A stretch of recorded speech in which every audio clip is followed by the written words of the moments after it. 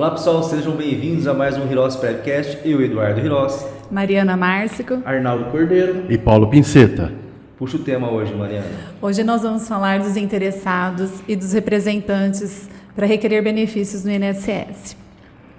Só lembrando que o INSS ele faz uma diferença, né? Em relação aos representantes, quando do requerimento do benefício e do recebimento de benefício. Existe uma diferenciazinha lá do tipo de instrumento de representação, né, Mário?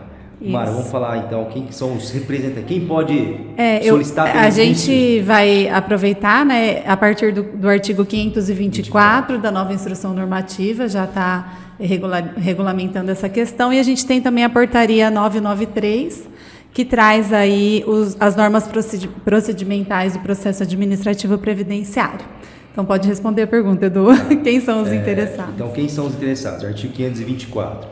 O próprio segurado, o beneficiário, o dependente, a pessoa jurídica em relação a requerimento referente à contestação de nexo técnico e ao requerimento de benefício por incapacidade dos segurados que prestam serviço. O que isso quer dizer? Já ouviu falar da aposentadoria compulsória? Segurado atingir uma idade, a empresa pode fazer o requerimento da aposentadoria compulsória. Então, a empresa, nesse caso, ela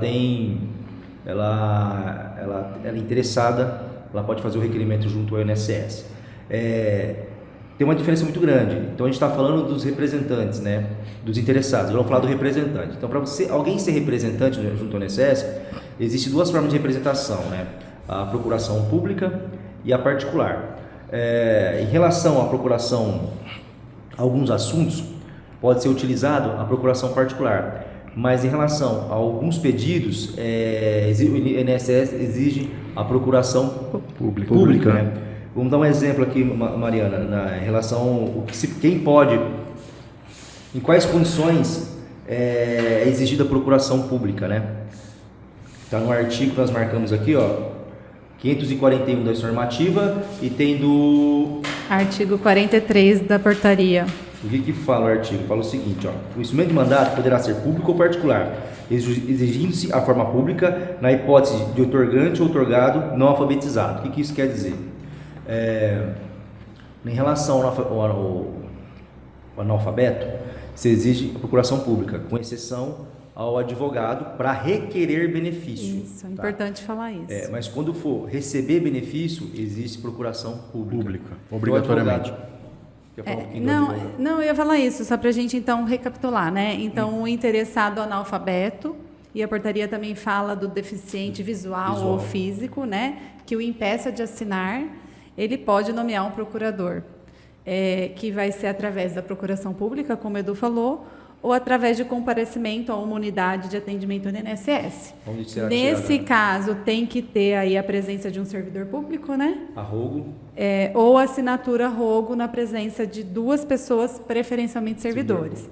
E como o próprio Edu falou, se for a constituição de um advogado, no caso do advogado, fica dispensada a obrigatoriedade da procuração pública, e aí vale suficiente a apresentação da procuração particular com a posição de digital pelo interessado para fins de assinatura. E só um ponto referente à procuração, ela tem uma validade no sistema do INSS? Para cadastrar procuração, que tipo de procuração? Vou dar um exemplo, essa de procuração pública do analfabeto, é o quê? 12 meses? Que ela fica no sistema? Se você for um requerimento no INSS, não tem prazo. Tá? Se você pegar a própria normativa, ela fala que tem lá da cessação da procuração, né, do instrumento. Então, assim, porém, tem exemplo, se o segurado emite, as pessoas ficam tranquilas também com isso, porque às vezes deu até polêmica, o seu cliente emite uma procuração para você, tá? E você deu entrada no processo administrativo.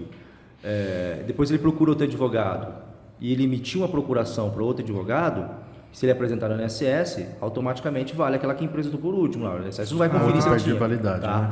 né?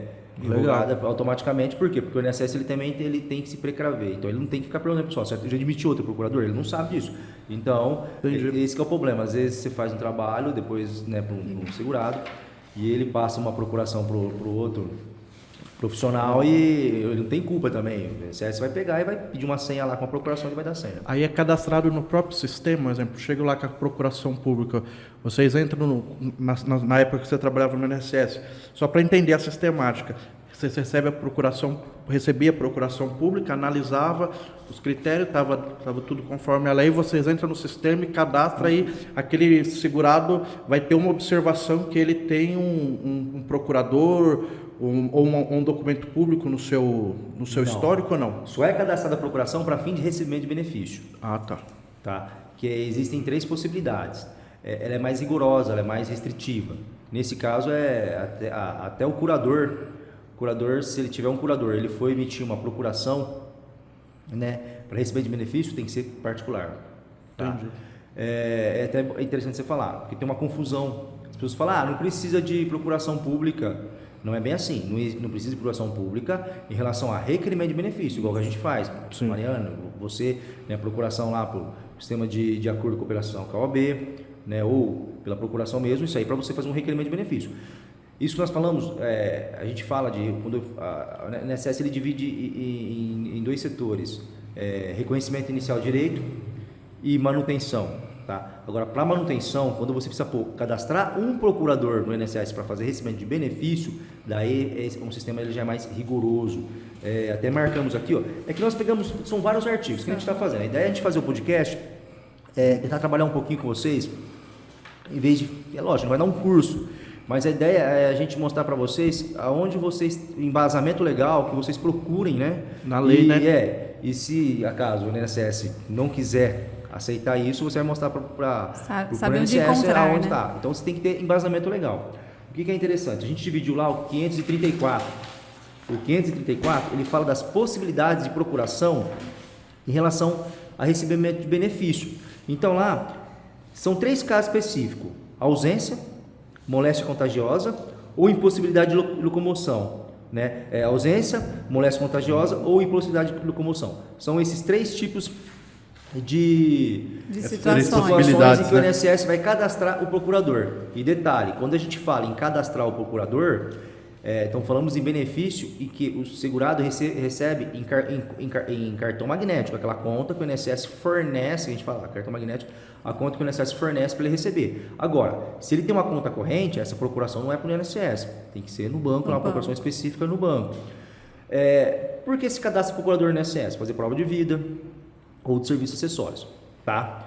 Então assim, existe, lembrando, né, existem essas 3 possibilidades: ausência, moléstia contagiosa e impossibilidade de locomoção. Para recebimento de benefício. O que é mais comum no INSS é a impossibilidade de locomover, tá? O que precisa? Precisa do atestado médico. Nesse caso, o atestado médico ele tem validade a partir do requerimento 30 dias, tá? O termo de responsabilidade, todo mundo tem que assinar o termo de responsabilidade, e a procuração, ou pública ou particular. Lembrando que a procuração particular para fins específicos no INSS, ela é gratuita, né? Então você vai no cartório, eu acho que é muito mais interessante você fazer essa procuração particular, porque depois você só renova, de cada 12 meses, 1 ano, você faz a renovação dela junto ao INSS com a apresentação de um novo atestado médico e um novo termo de responsabilidade, que eu acho que é o que a gente mais atendia no INSS. Tem também viagem, tá? Só ficar um detalhe, quando você tem que fazer uma declaração também quando é viagem para o exterior, falando o período que você vai ficar, tudo para eles colocarem a procuração. E para quem mora no exterior, às vezes declara para o INSS que está a passeio. Para o INSS esse período vale 12 meses. Depois desses 12 meses, for fazer renovação, o INSS detectar que ele ficou mais de 12 meses, o INSS vai notificar a forma de tributo diferente, tá? A Receita ela vai encaminhar para a Receita, vai ser uma tributação diferenciada, tá? De imposto de renda. Então só esse detalhe só. O Edu, que nem no caso do inciso 1º aqui do 534, como que seria? Como que configura para o INSS essa ausência? É a pessoa desaparecida, viajando? Como que seria essa ausência? Ele tem que escrever, tem que declarar, porque se ele é ausente, se ele sumiu, daí é outra coisa. Exatamente, né? nesse sentido. Porque ele fica declara, muito... ele está ausente, ele vai falar se a viagem... viagem... de viagem. De viagem. Tá. Foi nesse sentido quando que você ele viaja, de... tá até acabou falando de aqui, falar. ó, viagem é dentro do país ou exterior. E tem um anexo legal, você pegar o anexo 22 lá hoje da normativa, ele te orienta, é uma dica que a gente sempre dá. Utilize os anexos da história normativa. Tá. Porque São bons. não é porque é aquilo que o INSS precisa. Então, tudo que ele precisa está ali. Principalmente atualizar com os novos anexos, né? Isso, perfeito. Interessante. Usar os novos. Você falou do termo de representação e autorização de acesso a informações previdenciárias. É importante também as pessoas, ao assinar a procuração, né, também ter a utilização desse termo, né, Edu? Sim. É que hoje, assim, é porque às vezes você está, quando você faz pelo INSS, automaticamente já tem. Na própria então, assim, se procuração. você prestar atenção, tudo que você pede hoje no INSS, é o sistema, né? O robô, ele já vai te direcionando. Vai fazendo as perguntas também, né? Sim. É uma coisa interessante, que sempre pergunto, eu recebo várias perguntas, né, Paulo, isso aí. Sim. Vamos fazer um caso concreto aqui. A gente recebe várias perguntas no sentido de, o meu pai, ele está acamado, não responde para a vida civil e eu preciso fazer um benefício para ele. Precisa da curatela? Nesse caso, tem que esperar sair a curatela para fazer o requerimento? Não, tá? Eu e a Mariana estava discutindo isso agora, especificamente, né, Mariana? No parágrafo 6º do artigo 527. Nós estávamos discutindo sobre isso.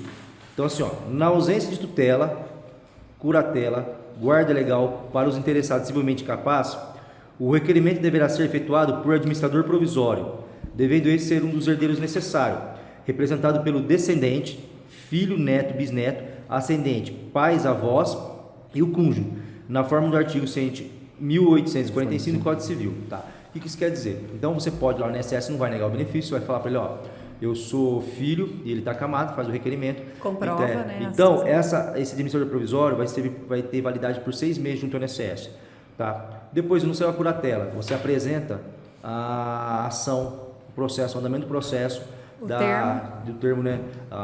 Da interdição, da curatela. Isso. Daí isso serve também. Tá bom. Só para finalizar, os menores de 16 anos, eles são absolutamente incapazes para os atos da vida civil e eles devem ser representados pelo pai, tutor ou detentor da guarda. A mãe ou o pai do interessado menor que esteja no pleno exercício do poder familiar são tutores natos e representam esses menores até os 16 anos.